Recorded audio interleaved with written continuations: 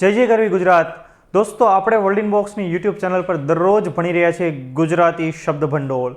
અને આ એવું શબ્દ ભંડોળ કે જેમાં કહેવતો, સમાનાર્થી, વિરુદ્ધાર્થી, રૂઢિપ્રયોગ આપણે વગેરે મુદ્દાઓનો સમાવેશ કરીએ છીએ, કે જે આપણે સીસીની પ્રિલિમ પરીક્ષાના સિલેબસનો ભાગ છે. એ ઉપરાંત જેટલી પણ સરકારી ભરતીઓ કે જેના સિલેબસની અંદર ગુજરાતી વિષય છે, તમામ ભરતીઓ માટે આ મુદ્દાઓ આખું પ્લેલિસ્ટ તમને ખૂબ મદદરૂપ થવાનું છે. બરાબર. બીજા ઘણા બધા લેક્ચર્સ આપણે અપલોડ કરી દીધેલા છે. 13 લેક્ચર આવી ચૂકેલા છે, જેની લિંક તમને આ ડિસ્ક્રિપ્શન બોક્સમાં મળી જશે. તો આ લેક્ચરમાં આપણે ભણવી છે કહેવતો. બીજું, અહીંયા જે આપણે કહેવતો ભણીએ છીએ અથવા તો બીજું કોઈ પણ કન્ટેન્ટ ભણીએ છીએ, મોટાભાગે સરકારી સોર્સિસમાંથી છે. આ કહેવતો બધા સરકારી સોર્સિસના જ છે. તમે સ્ક્રીનશોટ પણ જોઈ શકો. એટલે કે અહીંયાથી પૂછવાની સંભાવનાઓ ખૂબ વધારે છે. જો ઘણી બધી વખત ઘણા નાણાં ખર્ચ્યા પછી પણ આ પ્રકારનો કન્ટેન્ટ નથી મળતો આપણને, તો અહીંયા તમને ફ્રી ઓફ કોસ્ટ મળે છે. તો અન્ય લોકો સુધી તમે પહોંચાડો પણ ખરા. જોઈએ આપણે, એક પંથ ને દો કાજ, એટલે કે એક કામથી એક કરતાં વધુ લાભ થાય. બરાબર. એના માટે એક પંથ ને દો કાજ. એક પૈસા માટે ધોળકા જવું અથવા તો પાટણ જવું, એટલે કે અતિશય કંજૂસ હોવું.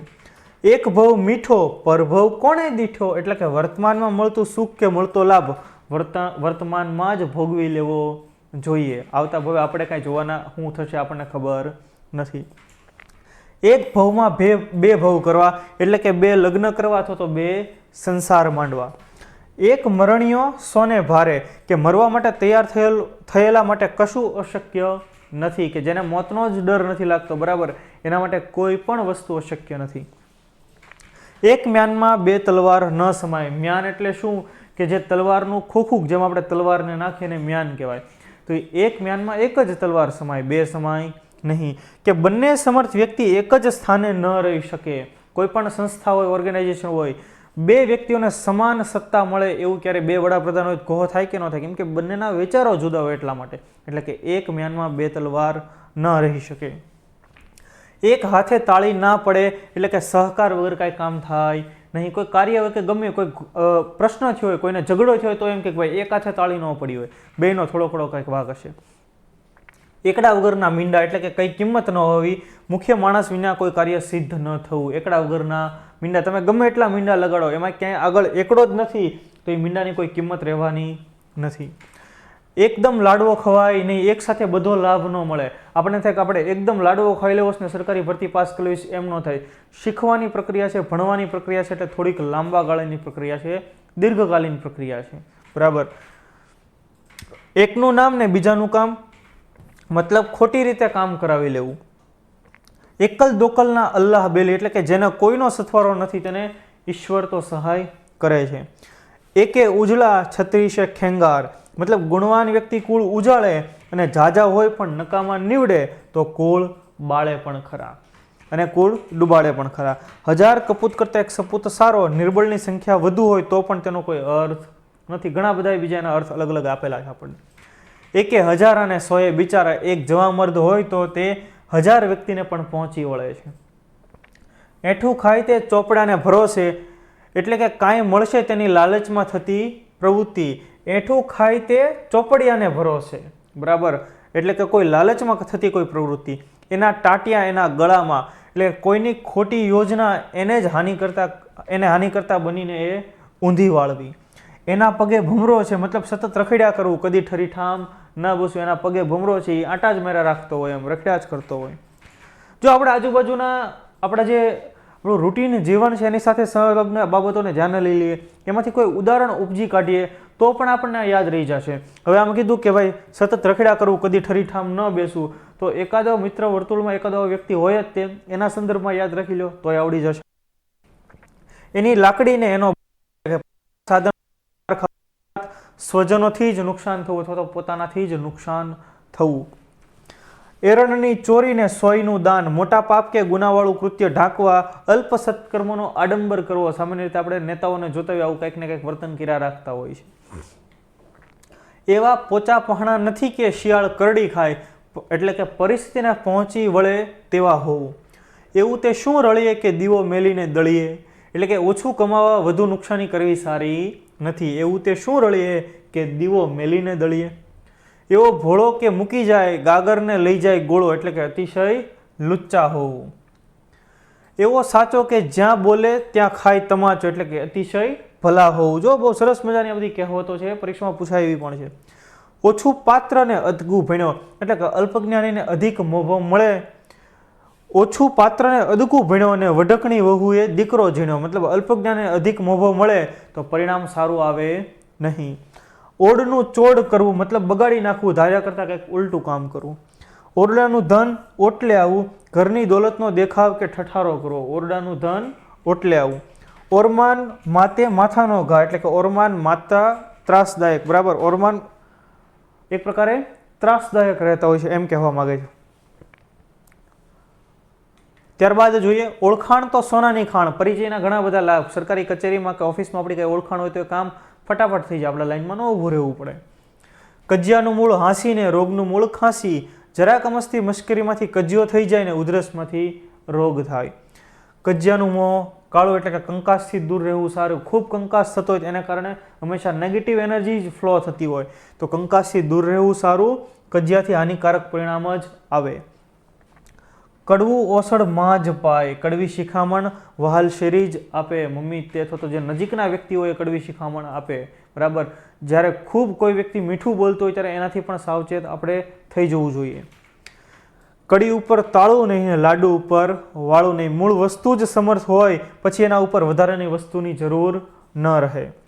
કણકણ કરતાં મણ થાય, એટલે કે તેવડથી બચત થાય. ધીરે ધીરે તમે થોડીક થોડીક બચત કરો તો એ એક સમય ખૂબ લાંબી બચત થઈ પડે. કપટ ત્યાં ચપટ, એટલે કે કપટ કરવાથી માઠું પરિણામ મળતું હોય, સારું પરિણામ ક્યારેય કપટથી મળે નહીં. કપાળનું ટીલું ગાલે ન થાય, એટલે કે દરેક ચીજ વસ્તુનો ઉપયોગ યોગ્ય જગ્યાએ થાય, બરાબર.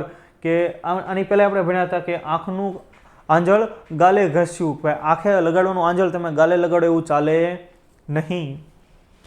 કપાળે કપાળે જુદા મત પણ રોટલા ટાણે એક મત, એટલે ઘરમાં દરેકની અક્કલ જુદી જુદી હોય પણ બધા વચ્ચે સંપ તો પાછો હોય જ તે. એમાં કોઈક વડીલ વ્યક્તિ હોય એનું દરેક લોકો માનતા હોય કે એમ કરતા હોય, એવો મુદ્દો છે.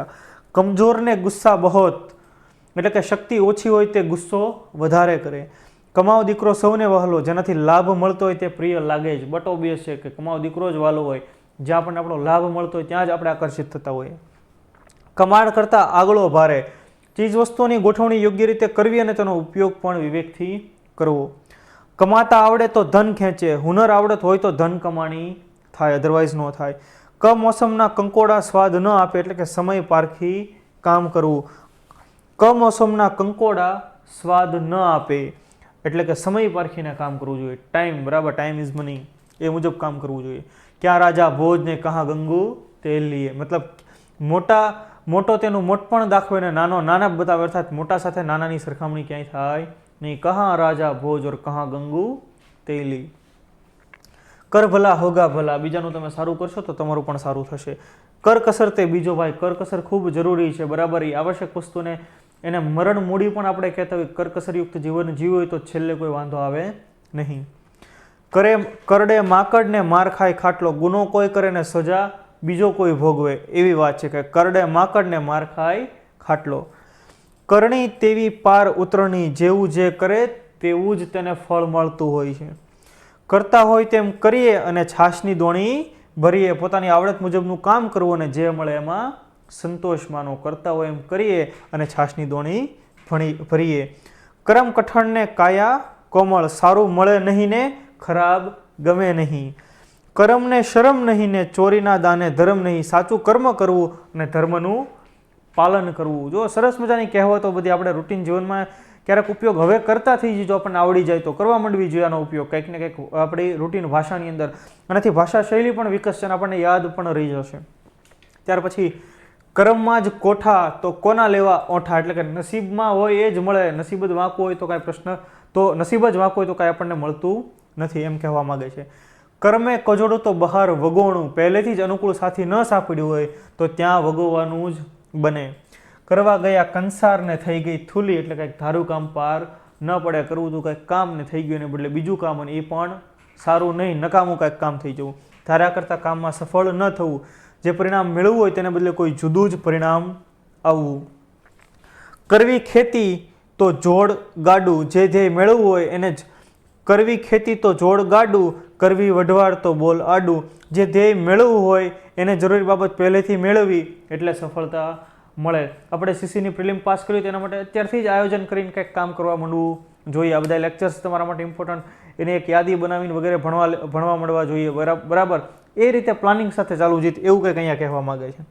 કરે ચાકરી તો પામે ભાખરી. બરાબર, એટલે કે મહેનત વગર ફળ મળતું નથી. મહેનત કરશું તો જ આપણે કંઈક પાસ થશું અને એક હોલી લિસ્ટ, પવિત્ર યાદીમાં આપણે આવશું. બરાબર દોસ્તો, ગુજરાતી શબ્દ ભંડોળનો એક કોર્સ આખો તમને ટૂંક જ સમય આપણી application world in box my class ઉપર મળી જશે. અને એ જીસીઆરટી આધારિત શબ્દ ભંડોળ છે, જેમાં કહેવત, રૂઢિપ્રયોગ, સમાનાર્થી, વિરુદ્ધાર્થી, શબ્દ સમૂહ માટે એક શબ્દો, ઘણા બધા એવા ટોપિક 6 થી 12 જીસીઆરટી આધારિત તમને મળી રહેશે અને ખૂબ નજીવી કિંમતે ટૂંક સમયમાં જ આવી જશે. કરે તેવું પામે. બરાબર, જેવું વાવીએ એવું જ લણીએ, જેવું કર્મ કર્યું હશે એવું આપણને ફળ મળશે. કરોળિયાનો એક પગ ભાંગે તોય શું અને રહે તોય શું. કરોળિયાનો એક પગ ભાંગે તોય શું અને રહે તોય શું. ખૂબ માલદારને થોડી ખોટ જાય તો કોઈ વાંધો આવતો નથી. કર્મમાં લખ્યું તેલ તો ઘી ક્યાંથી ખાવ, એટલે કે નસીબમાં લખ્યું હોય તેમ થાય. કર્યું તે કામ ને વિંજ્યું તે મોતી. કામ કરવામાં વિલંબ ન કરવો જોઈએ. ભણવામાં જે આપણે મહેનત કરવાની છે એમાં કોઈ વિલંબ કરવો જોઈએ નહીં. કર્યું ભગાના ભાઈ જેવું, એટલે કે કામ કરીને સાવ બગાડ્યું. કળથી થાય તે બળથી ન થાય. બરાબર, એટલે કે જે કામ આપણે બુદ્ધિથી કરી શકીએ એ ધી બેસ્ટ કામ હોય, શ્રેષ્ઠ કામ હોય. બરાબર, બળ કરતાં બુદ્ધિ ચડિયાતી છે. કસાઈને ઘેર ગાય બાંધવી, એટલે કે દયાહીન કૃત્ય કરવું. કસાઈને ઘેર કુશળ ને ધર્મીને ઘેર ધાડ, એટલે પાપીનું સારું થાય ને ધર્મીનું ખરાબ થાય. એ કેવું, એવો સવાલ અહીંયા પણ પૂછેલો છે. સરસ મજાની કહેવત. કહેવાય નહીં અને સહેવાય નહીં. બરાબર, એક પ્રકારની એવી પરિસ્થિતિ કે ન તમે કોઈને કહી શકો કે ન તમે સહી શકો, એને કહેવાય ત્રિશંકુ જેવી કંઈક પરિસ્થિતિ થવી. નહીં આ બાજુ નહીં આ બાજુ, એક બાજુ ખાય એક બાજુ કૂવો. તો દોસ્તો, આપણો કહેવતોનો મહત્વનો લેક્ચર હતો. આ સિવાય તમારે કોઈ સીસીનો કોર્સ ભણવો છે, કોઈ જનરલ કોર્સ ભણવો છે તો તમને world in box my class application ઉપર મળી રહેશે, એ પણ ખૂબ જ નજીવી કિંમતે. તો આજે જ ડાઉનલોડ કરો world in box my class app. જય જય ગરવી ગુજરાત.